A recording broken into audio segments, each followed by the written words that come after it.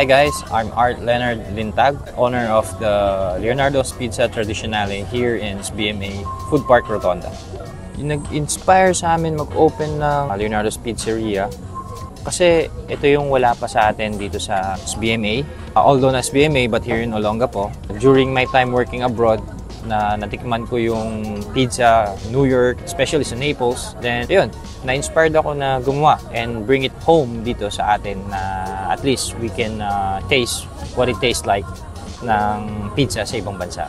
Basically, everything is traditionally made and cooked. Of course, we have to build an oven para lang makagawa ng ganong pizza. It's just like a pure brick oven and just live fire cooking. Of course, understanding making pizza is not just only making pizza and putting on the oven. You have to understand the character of the oven, kung paano niya pinagagana or niluluto yung pizza. Kailangan maintindihan mo yung temperature niya, yung time frame ng pagluluto. So there's no magic behind it but pure understanding how your tools work and how your yung oven mo kung paano gumagana.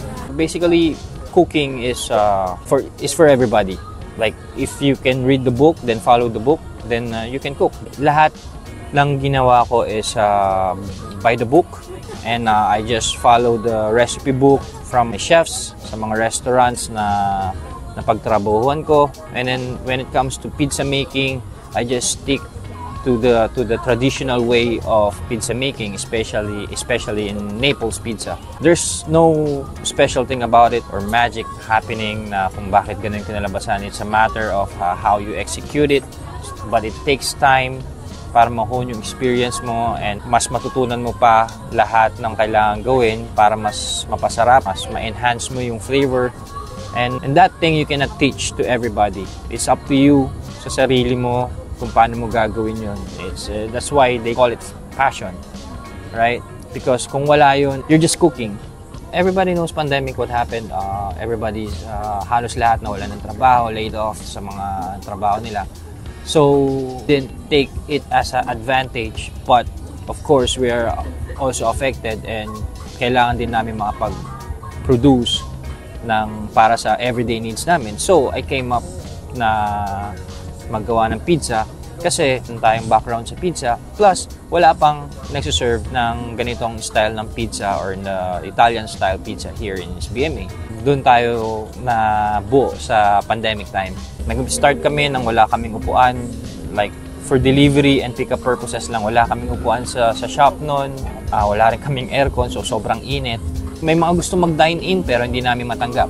But one group, they came from Pampanga. I don't know how they find us. Punta sila doon, they ordered pizza. And then, hindi ko sila mapaupo sa loob kasi nga wala kaming upuan. But they do insist na doon nila kainin. So, kinuha nila yung pizza boxes, 4 na pizza in order nila, 4 sila, tag-isa sila. Umupo sila sa likuran ng pick-up nila on the front of the store. Then, doon ko nasabi sa my brother ko na, bro, kailangan na natin maglagay ng mga upuan. Kailangan natin maglagay ng aircon so we can accommodate them.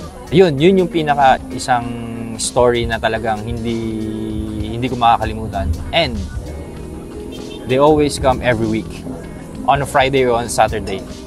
Walang putol yun. Naging part na sila ng family ng Leonardo's. Alright guys, we are here at Rotonda Park in Moon Bay Marina. We're inviting you here in Leonardo's Pizza Tradicionale. We want you guys to taste Italian-inspired cuisine. We do have pizzas, pastas, wine as well.